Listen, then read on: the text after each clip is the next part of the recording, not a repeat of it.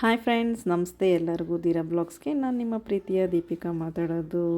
Friends, ಇವತ್ತು ನಾನು ಏನು ಮಾಡಿ ತೋರಿಸ್ತಾ ಇದ್ದೀನಿ ಅಂದರೆ ಬದನೆಕಾಯಿ ಎಣ್ಗಾಯಿ ಮಾಡೋದು ಹೆಂಗೆ ಅಂತ ತೋರಿಸ್ತಾ ಇದ್ದೀನಿ. ಫ್ರೆಂಡ್ಸ್, ಇಲ್ಲಿ ನಾನು ಒಂದು ಬೌಲಷ್ಟು ಕಳಕೆ ಬೀಜನ ಹುರ್ಕೊಂಡಿದ್ದೀನಿ. ಅದು ಸಿಪ್ಪೆ ತೆಗ್ದಿಲ್ಲ, ಹಂಗೆ ಸಿಪ್ಪೆ ಸಮೇತನೇ ನಾನು ರುಬ್ಬಕ್ಕೆ ಹಾಕ್ಕೊಳ್ತಾ ಇದ್ದೀನಿ.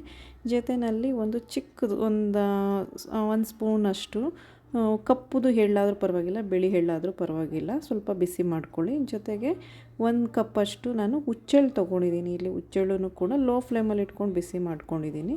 ಜೊತೆಗಿನಲ್ಲಿ ಅದನ್ನು ಸಪ್ರೇಟಾಗಿ ಇಟ್ಕೋಬೇಕು, ಯಾಕಂದರೆ ಲಾಸ್ಟಲ್ಲಿ ಎಲ್ಲ ಗ್ರೈಂಡ್ ಆದಮೇಲೆ ಲಾಸ್ಟಲ್ಲಿ ಒಂದು ರೌಂಡ್ ಮಾತ್ರ ಗ್ರೈಂಡ್ ಮಾಡಿ ಹಾಕಿದ್ರೆ ಚೆನ್ನಾಗಿರುತ್ತೆ, ಇಲ್ಲಾಂದರೆ ಫುಲ್ಲು ನುಣ್ಣಗಾಗೋಗುತ್ತೆ. ಸೊ ಹಾಗಾಗಿ ಮತ್ತು ಇಲ್ಲಿ 2 ಈರುಳ್ಳಿ ತೊಗೊಂಡು ಕಟ್ ಮಾಡಿಕೊಂಡು ಉದ್ದೋದಕ್ಕೇನೆ ಅದನ್ನು ಕೂಡ ಸ್ವಲ್ಪ ಆಯಿಲ್ ಹಾಕ್ಕೊಂಡು ಫ್ರೈ ಮಾಡ್ಕೋಬೇಕು. ಮತ್ತು ಅದ್ರ ಜೊತೆಗೆ ಒಂದು 5-6 ಹಸಿ ಮೆಣಸಿನ್ಕಾಯಿ ತೊಗೊಂಡಿದ್ದೀನಿ, ಒಂದು ಸ್ವಲ್ಪ ಕರಿಬೇವು ಸೊಪ್ಪು ಮತ್ತು ಒಂದು ಇಡಿಯಷ್ಟು ನಾನು ಬೆಳ್ಳುಳ್ಳಿ ಇಟ್ಕೊಂಡಿದ್ದೀನಿ. ಯಾಕಂದರೆ ನಾನಿಲ್ಲಿ 1 kg ಬದನೆಕಾಯಿ ತೊಗೊಂಡಿದ್ದೀನಿ, ಗುಂಡು ಬದನೆಕಾಯಿ ದಪ್ಪಕ್ಕಿರೋದು.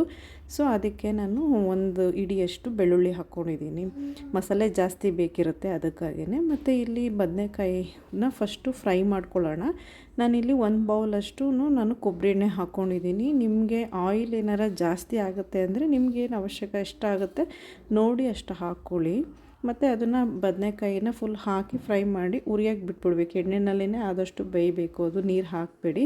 ನಾನಿಲ್ಲಿ ಮಸಾಲೆಗೆ ಏನೇನೆಲ್ಲ ಹುರ್ಕೊಂಡಿದ್ದೆ ಅದನ್ನೆಲ್ಲ ಹಾಕ್ಕೊಂಡು ಅದ್ರ ಜೊತೆಗೆ ಸ್ವಲ್ಪ 1 ಸ್ಪೂನಷ್ಟು ಧನಿಯಾ ಪುಡಿ, 1 ಸ್ಪೂನಷ್ಟು ಗರಂ ಮಸಾಲ, 1 ಸ್ಪೂನಷ್ಟು ಅಚ್ಚ ಖಾರದ ಪುಡಿ ಹಾಕ್ಕೊಂಡು ಗ್ರೈಂಡ್ ಮಾಡಿಕೊಂಡು, ಕೊತ್ತಂಬರಿ ಸೊಪ್ಪನ್ನು ಹಾಕ್ಕೊಂಡು ಗ್ರೈಂಡ್ ಮಾಡಿಕೊಂಡು, ಲಾಸ್ಟಲ್ಲಿ ಹುಚ್ಚೆಳ್ಳು ನಾನು ಹುರ್ಕೊಂಡು ಇಟ್ಕೊಂಡಿದ್ನಲ್ಲ ಅದನ್ನು ಹಾಕ್ಕೊಂಡು ಒಂದೇ ಒಂದು ರೌಂಡ್ ಗ್ರೈಂಡ್ ಮಾಡಿ ನಾನು ಮಸಾಲೆ ಬದನೆಕಾಯಿ ಆದಷ್ಟು ಬದನೆಕಾಯಿ ಎಲ್ಲ ಫುಲ್ಲು ಗ್ರೈಂಡ್ ಆಗಿರಬೇಕು.